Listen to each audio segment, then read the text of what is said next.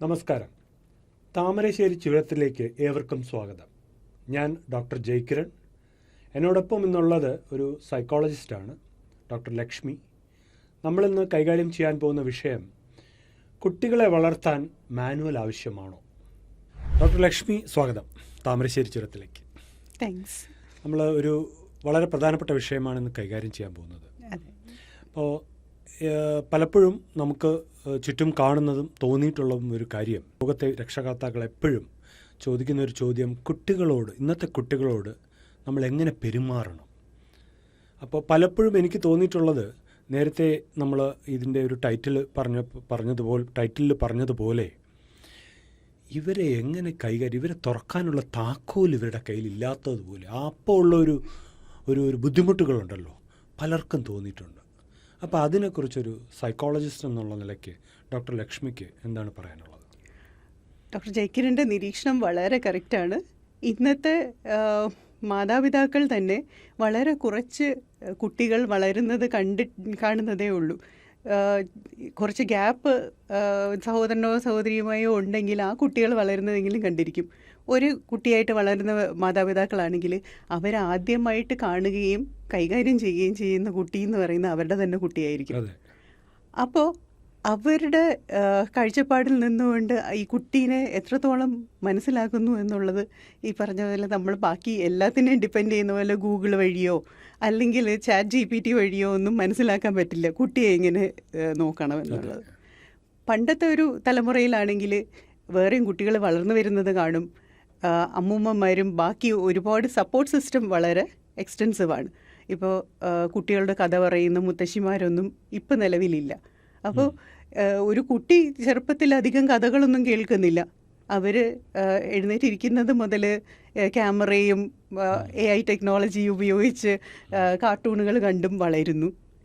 അത് കഴിഞ്ഞ് കുട്ടിയുടെ മാനസിക വളർച്ചയിൽ നല്ലൊരു വിഭാഗം അവർ സ്കൂളിൽ ചിലവഴിക്കുന്നു. അപ്പോൾ ഇതുകൂടി ആകുമ്പോഴത്തേക്ക് ഈ പാരൻസിനെ സംബന്ധിച്ച് കുട്ടിയുടെ വലിയ പരിചയമൊന്നും ഇല്ല. വീട്ടിൽ വരുമ്പോഴും കുട്ടിക്ക് ആഹാരം കൊടുക്കുക, കുട്ടിയുടെ ഹോംവർക്ക് ചെയ്യിക്കുക, കുട്ടിയെ കിടത്തി ഓർക്കുക. കാര്യം അവരുടെയും വളരെ ടൈറ്റ് ഷെഡ്യൂളാണ്.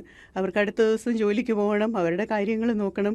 ഈ കുട്ടി എന്ത് ചേഞ്ചസ് വരുന്നു, കുട്ടിയുടെ മനസ്സിൽ എന്തൊക്കെയുണ്ട്, കുട്ടിയുടെ ഒരു ഡേ എങ്ങനെ ഇരുന്നു എന്നൊന്നും ചെറിയ കുട്ടികളുടെ മുത്തശ്ശിമാർ മുൻപ് ചോദിച്ചിരുന്ന പോലെ അല്ലെങ്കിൽ വീട്ടമ്മമാരായ അമ്മമാർ ചോദിച്ചിരുന്നത് പോലെ ചോദിക്കാനുള്ള ഒരു സാവകാശം ഇന്നത്തെ മാതാപിതാക്കൾക്കില്ല. അപ്പോൾ പറഞ്ഞു വരുന്നത്, ഇന്നത്തെ അണുകുടുംബങ്ങളിൽ ഒരു കുട്ടിയായിട്ട് വളർന്നു വരുമ്പോൾ മറ്റ് സമൂഹത്തിലെ ആൾക്കാരുമായിട്ടും ആ കുടുംബത്തിലെ ആൾക്കാരുമായിട്ടും വലിയ ബന്ധമില്ലാതെ യാന്ത്രികമായിട്ട് ഓരോ കാര്യങ്ങൾ ഓരോ യന്ത്രങ്ങളിൽ ചെയ്ത് ഉള്ള ആ ഒരു അവസ്ഥയാണോ ഇതിന് കാരണം? അതെ, ഒരു പരിധി വരെ അത് ശരി, അതാണ് കാരണം. പക്ഷേ ഇപ്പം നമ്മൾ പോകുന്ന ഈ ഫാസ്റ്റ് പേസ്ഡ് ആയിട്ടുള്ള ലൈഫിൽ ഇതല്ലാതെ നമുക്ക് വേറെ വീട്ടിൽ ഇരുന്നാൽ മതി അമ്മ എന്ന് വെക്കാനുള്ള ഒരു സിറ്റുവേഷൻ അല്ല. ഇപ്പം എല്ലാവരും ഈ കോമ്പറ്റിറ്റീവ് വേൾഡിലാണ്. എല്ലാവർക്കും ഇതൊക്കെ ചെയ്തെങ്കിലേ പറ്റൂ. പക്ഷേ അതിനോടൊപ്പം തന്നെ എങ്ങനെ നമുക്ക് കുട്ടികളെ കൂടെ ഒപ്പം കൂട്ടാം എന്നുള്ളത് പഠിക്കേണ്ടത് പാരൻസിനാണ്. ഒരു റീ എഡ്യൂക്കേഷൻ അവിടെ ആവശ്യം. അതെ. പിന്നെ പലപ്പോഴും തോന്നിയിട്ടുള്ളത് ഒരു കമ്മ്യൂണിക്കേഷൻ ഇഷ്യൂ ഉള്ളതുപോലെ തോന്നിയിട്ടുണ്ട്. അതായത് നമ്മൾ ഇന്നത്തെ ഈ പറയുന്ന സാഹചര്യം എന്ന് പറയുന്നത് ഡിജിറ്റൽ ലോകത്തിലെ തദ്ദേശീയരും വിദേശീയരും തമ്മിലുള്ള ഒരു പ്രശ്നമായിട്ട് നമുക്ക് കാണുകയാണെങ്കിൽ, കമ്മ്യൂണിക്കേഷൻ കൂടുതലും നടക്കുന്നത് നേരിട്ടല്ലാതെ കൂടുതലും മാധ്യമങ്ങളിൽ കൂടെയുള്ള കമ്മ്യൂണിക്കേഷനാണ്. ഈ വാട്സപ്പിൽ കൂടെയും മെസ്സേജിൽ കൂടെ കമ്മ്യൂണിക്കേറ്റ് ചെയ്യുന്ന കുടുംബങ്ങളിലെ കാര്യങ്ങൾ വരെ എനിക്കറിയാം. അപ്പോൾ താഴത്തെ നിലയിലിരുന്നിട്ട് മുകളിലത്തെ നിലയിലുള്ള കുട്ടിയോട് വാട്സപ്പിലോ ഫോണിലോ സംസാരിക്കുന്നത്. കാരണം കുട്ടി മുറിയടച്ചിരിക്കുകയാണ്, താഴെ ഇരിക്കുകയാണ്, വിളിച്ചാൽ കേൾക്കില്ല, ചിലപ്പോൾ ചെവിയിൽ എന്തെങ്കിലും വെച്ചിട്ടുണ്ടാവും, അല്ലേ? അപ്പോൾ ഈ കമ്മ്യൂണിക്കേഷൻ എന്ന് പറയുന്നത് ഒരു പുതിയ തരത്തിലെ കമ്മ്യൂണിക്കേഷനാണ് നമ്മളിന്ന് കാണുന്നത്. എങ്ങനെ കമ്മ്യൂണിക്കേറ്റ് ചെയ്യണമെന്ന് അറിയാത്ത ഒരവസ്ഥ. അത് ശരിയാണോ? കമ്മ്യൂണിക്കേഷൻ വളരെ കുറഞ്ഞിട്ടുണ്ട് ഫാമിലീസിൽ. അപ്പോൾ ഇപ്പോൾ തന്നെ ഒരു പാരൻസ് ഒരു ടീനേജ് കുട്ടിയായിട്ട് വന്നിട്ട് കുട്ടിയുടെ കാര്യങ്ങളൊന്നും നമ്മൾ അറിയുന്നില്ല, കമ്മ്യൂണിക്കേറ്റ് ചെയ്യുന്നില്ല. അപ്പം ഞാൻ കുട്ടിയോട് ചോദിച്ചു, മോളെ നീ എന്തുകൊണ്ട് പാരൻസിനോട് കമ്മ്യൂണിക്കേറ്റ് ചെയ്യുന്നില്ല? അപ്പോൾ പറഞ്ഞ്, ഡോക്ടർ അത് അങ്ങനെ ഒരു എക്സ്പീരിയൻസ് എനിക്കില്ല. ഞാൻ സ്കൂളിൽ നിന്ന് വരുമ്പം മുതൽ അമ്മ ഒരിക്കലും എന്നോട് സംസാരിച്ചിട്ടില്ല. സ്കൂളിൽ നിന്ന് വരുമ്പോൾ കാർട്ടൂൺ കാണുന്നു, ഫുഡ് കഴിക്കുന്നു, ട്യൂഷൻ ടീച്ചർ വരും, ഡിന്നർ കഴിക്കുന്നു, അത് കഴിഞ്ഞിട്ട് ഉറങ്ങുന്നു. അപ്പോൾ ആ ഒരു റൊട്ടീനിൽ പോയ കുട്ടി പെട്ടെന്ന് കോളേജിൽ ചെന്നിട്ട് മോളെ നിൻ്റെ ഡേ എങ്ങനെ ഇരുന്നു എന്ന് ചോദിച്ചാലേ ഇതെന്തിനിങ്ങനെ ചോദിക്കുന്നു എന്നുള്ളത് കൊച്ചിന് തന്നെ മനസ്സിലാകുന്നില്ല. അപ്പം ഇത് ആദ്യം മുതലേ നമ്മൾ ബിൽഡപ്പ് ചെയ്യണം. ഈ കഥ കംപ്ലീറ്റ് ടോം ആൻഡ് ജെറി മാത്രം പറഞ്ഞാൽ പോരാ, നമ്മളും കുറച്ച് കഥകൾ പറയണം. ആ ഒരു കമ്മ്യൂണിക്കേഷൻ ലെവൽ അവിടെ നിന്നേ തുടങ്ങാം. പിന്നെ പാരൻസിന്, എല്ലാ പാരൻസിനും അവരുടെ മക്കൾ ടോപ്പായിട്ട് തന്നെ വരണം. പിന്നെ അവരുടെ മനസ്സിൽ ഒരുപാട് ആഗ്രഹങ്ങൾ കാണും. ഇവനെ ഞാൻ ഈ പ്രൊഫഷനിലാക്കും, വേറെ എന്തെങ്കിലും ചെയ്യിക്കും. അപ്പോൾ ചിലപ്പോൾ അവൻ്റെ റൈറ്റിംഗ് സ്കിൽസ് ആയിരിക്കും കൂടുതൽ, അവന് ഹിസ്റ്ററി പഠിക്കാനായിരിക്കും ആഗ്രഹം. അപ്പോൾ പറയില്ല, നിനക്ക് സയൻസ് തന്നെ എടുത്തേ പറ്റുള്ളൂ, അതിനാണ് ഫ്യൂച്ചർ. പക്ഷേ എല്ലാ സബ്ജക്ട്സിനും അതിൻ്റേതായ റെലവൻസും ഫ്യൂച്ചറും ഉണ്ട്. അപ്പോൾ കുട്ടിക്ക് ഇൻട്രസ്റ്റ് ഏത് ടോപ്പിക്കിലാണോ അതിൽ അവൻ ഏറ്റവും ടോപ്പിൽ നിന്നാൽ മതി. അപ്പോൾ ഇപ്പോൾ സ്റ്റോറി ടെല്ലിംഗ് ആയാലും അതും ഒരു പ്രൊഫഷനാണ്. മൂവ്മെൻറ്റ് തെറാപ്പി അതൊരു പ്രൊഫഷനാണ്. Sustainable development. അപ്പോൾ ഏതാണ് കുട്ടിയുടെ ഇൻട്രസ്റ്റ് അതിലേക്ക് പോകാനായിട്ട് പാരൻസ് സ്വയം റീ എഡ്യൂക്കേറ്റ് ചെയ്യണം എന്തൊക്കെ അവന്യൂസ് ഉണ്ടെന്ന്. എന്നാണ് എൻ്റെ വിശ്വാസം. ഇതാണ് ഒരു പ്രധാനപ്പെട്ട ഇഷ്യൂ ആയിട്ട് എനിക്കും തോന്നുന്നു. അതായത് ഇന്നത്തെ ഒരു എല്ലാം വിരൽത്തുമ്പിൽ കിട്ടുന്ന ലോകത്തിൽ ഒരു പക്ഷേ കുട്ടിക്ക് ഈ രക്ഷകർത്താവ് അറിയുന്നതിനേക്കാളും പല കാര്യങ്ങൾ മാധ്യമങ്ങളിൽ നിന്നും അറിയാം, മറ്റ് ഗ്രൂപ്പുകളിൽ നിന്നും കുട്ടികളിൽ നിന്നുമൊക്കെ കുട്ടി മനസ്സിലാക്കി വെച്ചിട്ടായിരിക്കും ഒരു പക്ഷേ കുട്ടി ഒരു തീരുമാനത്തിലേക്ക് എത്തുന്നത്. പണ്ടത്തെ അവസ്ഥ അതല്ലായിരുന്നു. പണ്ടൊരു പക്ഷേ കുട്ടിക്കറിയാവുന്നതിനേക്കാളും രക്ഷകർത്താവിനോ വീട്ടിലുള്ള മറ്റുള്ളവർക്ക് അറിയാവുന്ന ഒരു അവസ്ഥയായിരുന്നു. അപ്പോൾ അങ്ങനെ വരുമ്പോൾ കുട്ടി പറയുന്നതും രക്ഷകർത്താവ് പറയുന്നതും തമ്മിലൊരു വലിയൊരു ആശയ സംഘട്ടനം അവിടെ നടക്കുന്നു. നേരത്തെ ഡോക്ടർ പറഞ്ഞ വളരെ കറക്റ്റാണ്. അതായത് ഒരു പേരൻസിന് റീ എഡ്യൂക്കേഷൻ ആവശ്യമാണോ എന്ന് പലപ്പോഴും തോന്നാറുണ്ട്, അല്ലേ? അപ്പോൾ അതുപോലെ മറ്റൊരു വളരെ പ്രധാനപ്പെട്ട കാര്യം, എനിക്ക് ഇപ്പോൾ ഞാൻ പല സമിതികളിലും അംഗമായിട്ട് അതിൻ്റെ മീറ്റിങ്ങുകളിൽ ഇരിക്കാറുണ്ട്. അപ്പോൾ എനിക്ക് തോന്നിയിട്ടുള്ള ഒരു കാര്യം, ആ ചർച്ചകളിൽ വന്നിട്ടുള്ള ഒരു കാര്യമാണ്, ഇന്നത്തെ രക്ഷകർത്താക്കൾക്കായിരിക്കും ആയാലും ഇന്നത്തെ ടീച്ചർമാർക്കായാലും കുട്ടികളെ പേടിയാണോ എന്നൊരു സംശയം എനിക്ക്. ഈ റിലേഷൻഷിപ്പിൻ്റെ ഡൈനാമിക്സ് ഒരുപാട് മാറിയിട്ടുണ്ട്. ഇപ്പോൾ പാരൻറ്റ് ചൈൽഡ്, ടീച്ചർ സ്റ്റുഡൻറ്റ്. പണ്ടൊക്കെ ടീച്ചേഴ്സ് അടിച്ചു എന്ന് പറഞ്ഞാൽ പാരൻസ് പറയും, നിനക്ക് വീട്ടിൽ പറയത്തില്ല, പാരൻസ് 2 കിഴക്ക് തരും, നീ എന്തോ ചെയ്തിട്ടാണ്. പക്ഷേ ഇപ്പോൾ ആ ഒരു ടോൺ മാറി. ടീച്ചർ അടിച്ചു എന്ന് പറഞ്ഞാൽ അത് ടീച്ചറിൻ്റെ എന്തോ മിസ്റ്റേക്ക് പോലെ കണ്ടു തുടങ്ങി. അപ്പോൾ ടീച്ചേഴ്സ് എന്ത് ചെയ്യും, അവരിതിന്ന് മാറി നിൽക്കും. കുട്ടി എന്ത് ചെയ്താലും നമ്മൾ ഇൻ്റർഫിയർ ചെയ്യൂല. അപ്പം പാരൻസ് ഏറ്റവും കൂടുതൽ സ്പെൻഡ് ചെയ്യുന്ന സ്കൂൾസിലല്ലേ. അപ്പം അവർ കൈയൊഴിയുമ്പോൾ പിന്നെ കുട്ടികൾ ടോട്ടലി അവരുടെ ഒരു ഡയറക്ഷനിൽ പോകുന്നു. കൂടുതൽ വിദ്യാഭ്യാസവും ഇൻ്റർനെറ്റ് വഴിയും കൂടുതൽ കൂട്ടുകാർ വഴിയും ഒക്കെ ആയിരിക്കും റിസീവ് ചെയ്യുന്നത്. അതെ. അപ്പം അതുപോലെ ഈ കുട്ടികളെ ഇപ്പം നേരത്തെ നമ്മൾ പറഞ്ഞ തുടങ്ങിയ സമയത്ത് പറഞ്ഞതിൽ തന്നെ മടങ്ങി വരാം. ഇപ്പോൾ എന്നോടൊരു ഒരു ഒരു ഒരു ചെറുപ്പക്കാരിയായ ഒരു രക്ഷകർത്താവ് ഒരു ടീച്ചർ ചോദിച്ച ഒരു ചോദ്യമാണ്. ഇങ്ങനെ ഒരു ചർച്ച നടന്നപ്പോൾ, സാർ ഒന്ന് പറഞ്ഞു തരൂ, എങ്ങനെയാണ് ഈ സാഹചര്യത്തിൽ കുട്ടികളായിട്ട് നമ്മൾ ഇടപെടേണ്ടത്? അങ്ങനെ പറയുമ്പോൾ കുറച്ച് പ്രധാനപ്പെട്ട കാര്യങ്ങൾ പറയാമോ? കാരണം പലപ്പോഴും ഈ തമ്മിലൊരു വിശ്വാസത്തിലെടുക്കാതെയുള്ള പ്രതികരണങ്ങൾ, അല്ലേ, അല്ലെങ്കിൽ ഇവർ കൂടുതൽ സമൂഹ മാധ്യമങ്ങളിലും സ്മാർട്ട് ഫോണിലും ചെലവഴിക്കുന്നു എന്നുള്ളത്. പിന്നെ വളരെ പ്രധാനപ്പെട്ട ഒരു കാര്യം ഇവരുടെ ശീലങ്ങൾ, അല്ലേ? അപ്പോൾ ഇതൊക്കെ വച്ചിട്ട് രക്ഷകർത്താവിന് രക്ഷകർത്താവിൻ്റെ ജോലി നിർവഹിച്ചേ പറ്റൂ, അല്ലേ? കുട്ടിയെ നല്ലൊരു നിലയിലെത്തണം. കുട്ടിക്ക് അത്ര ഒരു പരിചയമില്ല, ജീവിത പരിചയമില്ല. രക്ഷകർത്താവിന് കുറേ ജീവിത പരിചയമുണ്ട്, അല്ലേ? അപ്പോൾ ഈ ഒരു അവസ്ഥയിൽ രക്ഷകർത്താവിൻ്റെ ഒരു ഭാഗത്ത് നിന്ന് ആലോചിച്ചുകൊണ്ട് കുട്ടിയുടെ നല്ലതിന് വേണ്ടിയിട്ട് ഈ ഒരു സാഹചര്യത്തിൽ നിൽക്കുന്ന ഒരു കുട്ടിയെ നമുക്ക് എങ്ങനെ നല്ല ഒരു രീതിയിൽ മുമ്പോട്ട് നടത്തിക്കൊണ്ടുപോകാം? ഇപ്പോൾ ഈ മാനുവലിൻ്റെ കാര്യം ചോദിച്ച പോലെ ഒരു പാരൻറ്റിൻ്റെ ഇമോഷൻസ് എന്ന് പറഞ്ഞാൽ, അത് ഒരു കുട്ടി ഡിക്റ്റേഷന് ഫുൾ മാർക്ക് വാങ്ങിച്ചാൽ അവൻ IAS കിട്ടുമെന്ന് വിചാരിക്കും. അടുത്ത ദിവസം അവന് മാർക്ക് കുറഞ്ഞ ഉടനെ അവന് എങ്ങും എത്തൂല എന്ന് വിചാരിക്കും. അവർ ഈ ഇമോഷണൽ റോളർ കോസ്റ്ററിലാണ്. ചിലപ്പോൾ അങ്ങ് ഭയങ്കര ഹൈ എക്സ്പെക്റ്റേഷൻ, ചിലപ്പോൾ അങ്ങ് ഒരു രക്ഷയില്ല എന്ന് വിചാരിക്കും. അവർ കുറച്ച് അവരുടെ ഇമോഷൻസ് ന്യൂട്രലാക്കണം. അതെ ഈ എന്തെങ്കിലും ഒരു ഫെയിലിയർ കുട്ടിക്ക് വരികയാണെങ്കിൽ ആ സമയത്താണ് പാരൻ്റൽ സപ്പോർട്ടിൻ്റെ ഏറ്റവും ആവശ്യം. അതെ അപ്പം നമ്മുടെ ഡിസപ്പോയിൻമെൻറ്റും നമ്മുടെ ബുദ്ധിമുട്ടുകളും ഒന്ന് കണ്ടെയ്ൻ ചെയ്തിട്ട് അവരുടെ മനസ്സ് അവരെന്ത് മാനസികാവസ്ഥയിലൂടെയാണ് പോകുന്നത് എന്നുള്ളതൊന്ന് ചിന്തിക്കണം.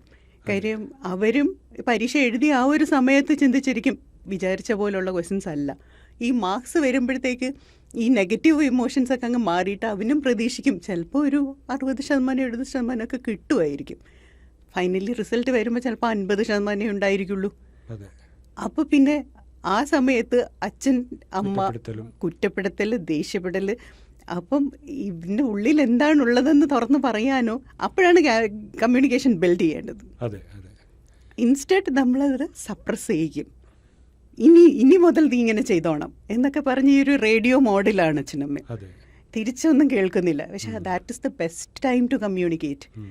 കാര്യം അവന് ഓപ്പൺ അപ്പ് ചെയ്യാൻ അവനെ അണ്ടർസ്റ്റാൻഡ് ചെയ്യുന്നു എന്ന് തോന്നുകയും ചെയ്യാനായിട്ടുള്ള ഏറ്റവും ക്രൂഷ്യലായിട്ടുള്ള സമയം അതാണ്. ആ സമയത്ത് നമ്മുടെ വികാരങ്ങളൊന്നും ഒതുക്കി വെച്ചിട്ട് എൻ്റെ വികാരങ്ങളിലൂടെ പോയാൽ കമ്മ്യൂണിക്കേഷൻ ബോണ്ടിങ് എല്ലാം ബെറ്റർ ആവും.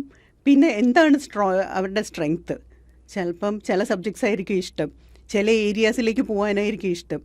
ചില കുട്ടികളുണ്ട് അവരുടെ പെരുമാറ്റം കാണുമ്പോഴേ നമുക്ക് വിചാരിക്കും ഇവനെ ഒരു മാർക്കറ്റിംഗ് ഏരിയയിലൊക്കെ പോയാൽ ശോഭിക്കും.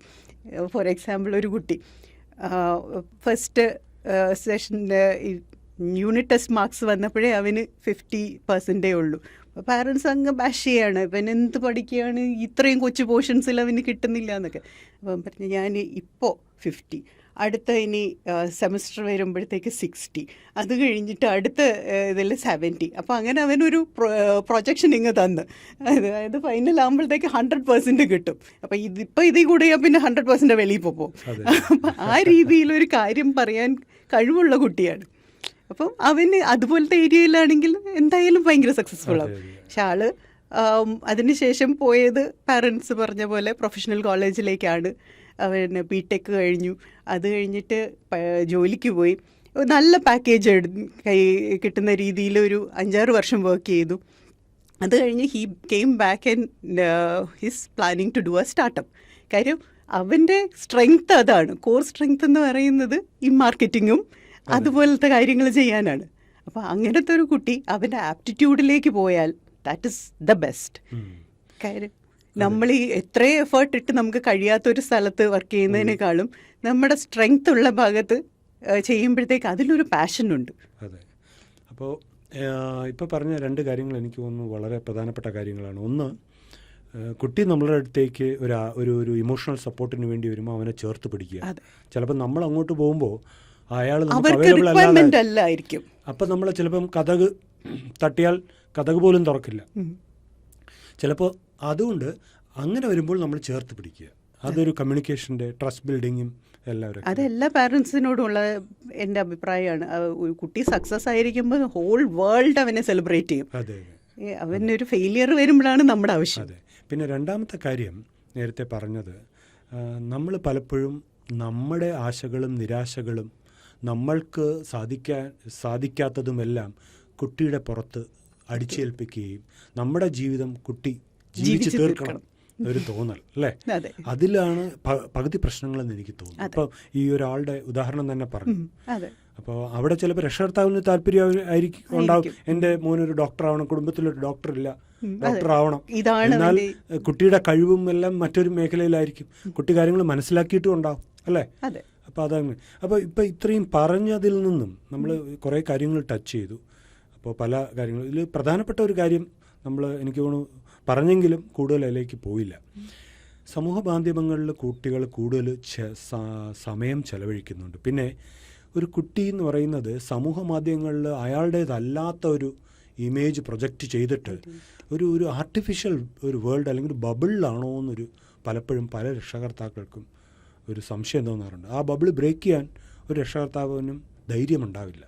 ഫോൺ വാങ്ങിക്കാൻ പോലും ചിലപ്പോൾ ധൈര്യം കാണില്ല. അപ്പം ഇത് ശരിക്കും പറഞ്ഞാൽ നേരത്തെ പറഞ്ഞതിലും ഒരു ഉത്തരവുണ്ട്, പതുക്കെ ഡെവലപ്പ് ചെയ്ത് കൊണ്ടുവരേണ്ടതാണ്. പക്ഷേ എന്നാലും ഈ ഒരു അവസ്ഥയിൽ ഇങ്ങനത്തെ ഘട്ടങ്ങൾ എങ്ങനെയാണ് നമ്മൾ കൈകാര്യം ചെയ്യേണ്ടത്? Set an example. ഇപ്പോൾ ഫോൺ നോക്കി ഫോണിൻ്റെ സോഷ്യൽ മീഡിയയിൽ ഇരിക്കുന്ന പാരൻസിൻ്റെ കുട്ടി ബുക്സ് വായിക്കണം എന്ന് പറയുന്നത് ഈ കാര്യമില്ല. അത് ശരിയാണ്. നമ്മൾ നമ്മുടെ ഫോൺ ആദ്യം മടക്കി വെക്കാൻ വില്ലിങ് ആവണം, അവരുടെ കൂടെ സ്പെൻഡ് ചെയ്യാൻ ടൈം കണ്ടെത്താൻ റെഡി ആവണം, അവരുടെ ഇൻട്രസ്റ്റിലൂടെ പോകണം. കാര്യം ഇന്ന് മുതൽ ഫോൺ വെച്ചിട്ട് നമുക്ക് വീട്ടു ജോലി ചെയ്യാം, അവൻ നമ്മുടെ കൂടെ ഒപ്പം വരണമെന്നില്ല. പക്ഷെ അവനെന്താണ് ഇൻട്രസ്റ്റ്, ഇന്ന് നമുക്ക് ഒരു ഔട്ടിങ് പോകാം, ഫോൺ മാറ്റി വയ്ക്കാം. അപ്പോൾ കുട്ടിയുടെ വഴിയിലൂടെ പോയി കുട്ടീനെ അവിടെ നിന്ന് തിരിച്ച് കൊണ്ടുവരാൻ കുറച്ചും കൂടെ വർക്കബിൾ സൊല്യൂഷനാണ്. ഈ നമുക്ക് ഒരു പ്ലാൻ നമ്മൾ മനസ്സിൽ പ്രതീക്ഷിച്ച് കൊണ്ടുപോകുന്നു, അത് വർക്ക് ചെയ്തില്ലെങ്കിൽ അത് റീഅഡ്ജസ്റ്റ് ചെയ്ത് വർക്ക് ചെയ്യുന്ന ഒരു പ്ലാനിലേക്ക് കൊണ്ടുവരാനായിട്ടുള്ള ഒരു ഫ്ലെക്സിബിലിറ്റി നമ്മുടെ സൈഡിൽ നിന്ന് വേണം, പാരൻസിൻ്റെ ഭാഗത്ത് നിന്ന്. അതെ. അപ്പോൾ ഇതൊരു വളരെ പ്രധാനപ്പെട്ട പോയിൻ്റാണ് പറഞ്ഞത്. മിക്കവാറും ഇടങ്ങളിൽ ഈ പ്രശ്നം അഭിമുഖീകരിക്കാറുണ്ട്. പക്ഷേ ഇതല്ലാതെ ചിലപ്പോൾ രക്ഷകർത്താക്കൾ വലുതായിട്ട് ഫോണൊന്നും ഉപയോഗിക്കുന്നവരല്ല, വല്ലപ്പോഴും ഉപയോഗിക്കുന്നവരാണ്. പക്ഷെ കുട്ടി അഡിക്റ്റായിപ്പോയി ഫോൺ.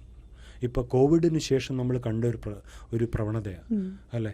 വളരെ പാവപ്പെട്ട വീട്ടിലെ പോലും കുട്ടികൾ പഠിക്കാൻ വേണ്ടിയിട്ട് ഫോൺ വാങ്ങിച്ചേ പറ്റുള്ളൂ എന്ന് പറഞ്ഞ് സ്മാർട്ട് ഫോണും വാങ്ങിച്ചു കൊടുത്ത് രക്ഷകർത്താക്കൾക്ക് ചിലപ്പോൾ എന്താണെന്ന് പോലും അവൻ കാണുന്നതെന്ന് പോലും അറിയാൻ പറ്റില്ല, പഠിക്കുകയാണെന്ന് പറയും. പക്ഷേ ഇൻഫാക്റ്റ് അവർ ഇതിൽ സമൂഹ മാധ്യമങ്ങളിലും അതേപോലെ ഗെയിം, ചിലപ്പോൾ ഓൺലൈൻ റമ്മി പോലത്തെ ഗെയിമിലാണോ എന്ന് പോലും അറിയാൻ പറ്റില്ല. ഫോൺ പിടിച്ചു വാങ്ങിച്ചാൽ വല്ലാത്തൊരവസ്ഥയാണ്, അതിലെന്തിൽ പോകുമെന്നറിയില്ല. അങ്ങനത്തെ ഒരു അവസ്ഥയിൽ ഒരു വല്ലാത്തൊരു സിറ്റുവേഷനാണ്. അതിനെക്കുറിച്ച് എന്താണ്? ഇതിപ്പം ബാക്കിയുള്ള അഡിക്ഷൻസ് ലൈക്ക് ആൽക്കഹോളോ അല്ലെങ്കിൽ ഡ്രിങ്ക്സോ ഒക്കെ പോലെ ഈ സിഗരറ്റ് സ്മോക്കിംഗ് ഒക്കെ പോലെയാണ് എന്ന് അല്ല ഡിജിറ്റൽ അഡിക്ഷൻ എന്ന് പറയുന്നത്. കാര്യം നമുക്കിതൊരു റിക്വയർമെൻ്റാണ്. മറ്റത് രണ്ടും റിമൂവ് ചെയ്യാം, ആ ഒരു ഇതിലേക്ക് പോവാതിരുന്നാൽ മതി, അത് അവോയ്ഡ് ചെയ്താൽ മതി, അതില്ലാത്ത സ്ഥലത്ത് നിന്നാൽ മതി. പക്ഷേ ഇതെപ്പോഴും നമ്മുടെ കയ്യിൽ വേണം. കാര്യം നമ്മുടെ ഡെയിലി ലൈഫിൽ ഒരുപാട് കാര്യങ്ങൾ ഇതുവഴി ചെയ്യുന്നുണ്ട്. അത് ഗ്രാജുവലി കുറച്ച് കൊണ്ടുവരാനായിട്ടാണെങ്കിൽ വൈകുന്നേരം ഒരു കിടക്കുന്നതിന് ഒരു 2 മണിക്കൂർ മുമ്പ് ഫോൺ മാറ്റി വയ്ക്കാം. ഫോണിൽ കമ്മ്യൂണിക്കേഷൻ, ഇത് പ്രൊഫഷണൽ കമ്മ്യൂണിക്കേഷൻസ് ആയാലും ബാക്കി എന്തായാലും അത് വേണ്ടാന്ന് വെക്കണം, പാരൻസ് ഉൾപ്പെടെ. അപ്പോൾ ഫോൺ ഇന്ന സമയത്ത് മാറ്റി വയ്ക്കും. പാരൻസ് ഇത് ഉപയോഗിക്കാത്തവരാണെങ്കിലും കുട്ടി കിടക്കുന്നതിന് ഇപ്പോൾ 10 മണിക്ക് ഉറങ്ങുന്ന കുട്ടിയാണെങ്കിൽ 8 മണിയാകുമ്പോഴത്തേക്ക് ഫോൺ മാറ്റി വയ്ക്കുക. ബാക്കി സമയം പാരൻസിൻ്റെ അടുത്ത് സ്പെൻഡ് ചെയ്യാം, ഒരുമിച്ചിരുന്നവർക്ക് TV കാണാം, ഒരുമിച്ചിരുന്ന് സംസാരിക്കാം, ഒരു 2 hours. അതുപോലെ തന്നെ രാവിലെ എഴുന്നേറ്റാൽ അലാറം ക്ലോക്ക് ഫോണിൽ നിന്ന് മാറ്റിയിട്ട് വേറെ അലാറം ക്ലോക്കോ അങ്ങനെ എന്തെങ്കിലും സെറ്റ് ചെയ്യുക. കാര്യം ആദ്യം അലാറം ഫോണിൽ വരുമ്പോഴത്തേക്ക് അത് കഴിഞ്ഞ് പിന്നെ ഒരു സ്ക്രോളിംഗ് ആണ്. അപ്പം അത് അവോയ്ഡ് ചെയ്യാനായിട്ട് രാവിലത്തെ 1 മണിക്കൂർ ഗ്യാപ്പ് കൊടുക്കുക. അപ്പം അത് ഗ്രാജുവലി ഇൻക്രീസ് ചെയ്ത് വരിക. ഈ സമയം കുറേയും കൂടെ ഇൻട്രസ്റ്റിംഗ് ആക്കാം, കുറേ കൂടെ ഇൻവോൾവ് ചെയ്തുള്ള വേറെ കാര്യങ്ങളിലേക്ക് കൊണ്ടുവരാം, ഇൻട്രസ്റ്റ് ഡെവലപ്പ് ചെയ്യും. കുട്ടിക്ക് ഇല്ലാത്ത അതുവരെ ചിലപ്പം ഹോബീസോ വേറൊന്നും ഇല്ല, ഇതിലായിരിക്കും സമയം മുഴുവൻ സ്പെൻഡ് ചെയ്യുന്നത്. അപ്പം പിന്നെ എന്താണ് വേറെ ചെയ്യാൻ ഇഷ്ടം, അത് പ്രൊമോട്ട് ചെയ്യാം. അതെ. അപ്പം അതൊരു മെല്ലെ മെല്ലെ ചെറിയ പടികളിൽ കൂടെ എല്ലാം പിടിച്ചു വാങ്ങിച്ചിട്ട് ഉള്ള ഒരു നടപടികളിലേക്ക് പോകാതെ ഒരു ദിവസം 24 മണിക്കൂർ മാറ്റി പിറ്റേന്ന് കൊടുക്കുന്നതിനേക്കാളും 1 മണിക്കൂർ സസ്റ്റൈൻഡ് ആയിട്ട് കൊണ്ടുപോകാൻ പറ്റുമെങ്കിൽ അതായിരിക്കും. അപ്പം നമ്മളിപ്പോൾ ഇത്രയും പറഞ്ഞതിൽ നിന്നും ഒരു മാനുവൽ എന്നുള്ള തലത്തിലേക്ക് ഞാനൊന്ന് വായിച്ചെടുക്കുന്നത്, ഒന്ന് കുട്ടിയുമായിട്ട് ഒരു നല്ല റാപ്പോ എസ്റ്റാബ്ലിഷ് ചെയ്യുക അല്ലേ, അവൻ്റെ ലോകവും കൂടെ നമ്മൾ മനസ്സിലാക്കുക, അവൻ്റെ ആഗ്രഹങ്ങൾ അവൻ്റെ കഴിവുകൾ മനസ്സിലാക്കുക. ഈ റാപ്പോ ഡെവലപ്പ് ചെയ്യുന്നത് ഇതുപോലെ ക്രിട്ടിക്കൽ സമയത്ത് ആവശ്യമുള്ള സമയങ്ങൾ അല്ലേ. അപ്പോൾ അവനെ വിശ്വാസത്തിലെടുക്കുക, നമ്മൾ അവനൊരു മാതൃക കാണിച്ചു കൊടുക്കുക അല്ലേ. അതാണ് നമ്മൾ സ്മാർട്ട് ഫോണിൻ്റെ ഉപയോഗത്തിൽ പറഞ്ഞത്. പിന്നെ അവൻ്റെ കാര്യങ്ങൾ അതിൻ്റേതായ വില കൊടുത്ത് കേൾക്കാൻ തയ്യാറാകുക, അവനെ കേൾക്കാൻ തയ്യാറാകുക. എല്ലാ മകളും പറയുന്നത് കറക്റ്റ് ആയിരിക്കണമെന്നില്ല, പക്ഷെ കേൾക്കുക. എന്നിട്ട് ഇതാണ് എനിക്ക് ഇപ്പം എനിക്ക് സ്കൂൾ ഇഷ്ടമല്ല, എനിക്ക് ഈ ടീച്ചറിനെ ഇഷ്ടമല്ല, അങ്ങനെ നമ്മൾ പറയാൻ പാടില്ല. അല്ലെങ്കിൽ നീ പഠിക്കാത്തതുകൊണ്ടാണ്, അല്ല, എന്തുകൊണ്ട് ഇഷ്ടമല്ല, എന്തായിരിക്കും ഫീൽ ചെയ്യുന്നത്, അതിൻ്റെ ഒരു അവൻ പോകുന്ന സ്റ്റെപ്സിലൂടെ ഒന്ന് നടക്കാൻ ശ്രമിച്ചാൽ എന്താണ് അവൻ എഫക്റ്റ് ചെയ്യുന്നതെന്ന് മനസ്സിലാക്കാൻ കഴിയും. അതെ. അപ്പോൾ ഇങ്ങനെയൊക്കെ നമ്മൾ വളരെ ഒരു പഞ്ചവത്സര പദ്ധതി എന്ന് പറയാൻ പറ്റില്ല, 1 വർഷത്തെ പദ്ധതിയായിട്ടെങ്കിലും നമ്മൾ ചില കാര്യങ്ങളിൽ ചെറിയ മാറ്റമെങ്കിലും വരും എന്ന് പ്രതീക്ഷിക്കാം. അപ്പോൾ വളരെ സന്തോഷം, ഇന്ന് താമരശ്ശേരി ചുരത്തിൽ ഡോക്ടർ ലക്ഷ്മി വരികയും ഇതുപോലെ വളരെ കാലികമായ വിഷയത്തിൽ നമ്മളോടൊപ്പം അല്പസമയം ചെലവഴിക്കുകയും ചെയ്തത് വളരെ നന്ദി. Thank you. Thank you.